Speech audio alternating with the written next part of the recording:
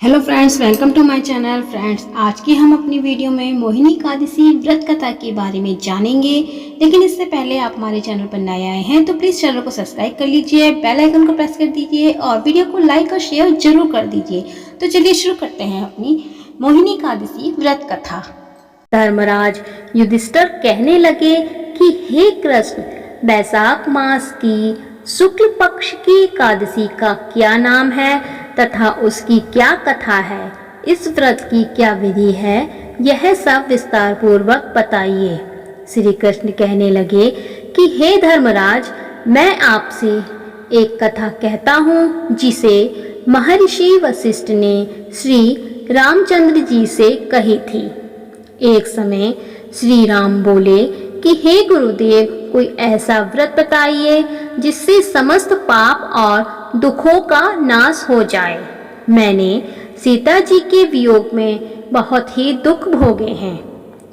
महर्षि वशिष्ठ बोले, हे राम, आपने बहुत सुंदर प्रश्न किया है। आपकी बुद्धि अत्यंत शुद्ध तथा पवित्र है।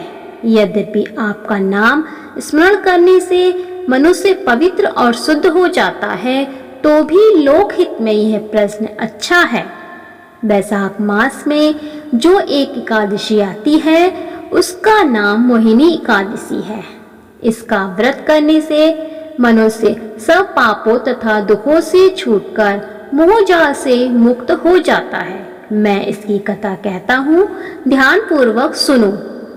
सरस्वती नदी के तट पर भद्रावती नाम की एक नगरी में धुतिमान नामक चंद्रवंशी राजा राज करता था। वहाँ धन्य धान से संपन्न पुण्यवान धनपाल नामक वैश्य भी रहता था। वह अत्यंत धर्मालु और विष्णु भक्त था। उसने नगर में अनेक भोजनालय, प्याऊ, कुएं, सरोवर, धर्मशाला आदि बनवाए थे। सड़कों पर आम, जामुन, नीम आदि के अनेक वृक्ष भी लगवाए थे। उसके 5 पुत्र थे, सुमना, सुदबुद्धि, मेधावी, सुकृति और दृष्टबुद्धि। इनमें से 5वां पुत्र दृष्टबुद्धि महापापी था। वह पितर आदि को नहीं मानता था। वह वैश्या, दुराचारी मनुष्यों की संगति में रहकर जुआ खेलता था और पर स्त्री के साथ भोग विलास करता तथा मांस का भी सेवन करता था। इसी प्रकार अनेक कुकर्मों में वह पिता के धन को नष्ट करता रहता था। इन्हीं कारणों से त्रस्त होकर पिता ने उसे घर से निकाल दिया। घर से बाहर निकलने के बाद वह अपने गहने कपड़े बेचकर अपना निर्वाह करने लगा। जब सब कुछ नष्ट हो गया तो वेश्या और दुराचारी साथियों ने भी उसका साथ छोड़ दिया। अब वह भूख प्यास से अति दुखी रहने लगा। कोई सहारा ना देख चोरी करना सीख गया। एक बार वह पकड़ा गया तो वैश्य का पुत्र जानकर चेतावनी देकर छोड़ दिया गया, मगर दूसरी बार फिर पकड़ा गया। राजा की आज्ञा से इस बार उसे कारागार में डाल दिया गया। कारागार में उसे अत्यंत दुख दिए गए। बाद में राजा ने उसे नगर से बाहर निकाल दिया।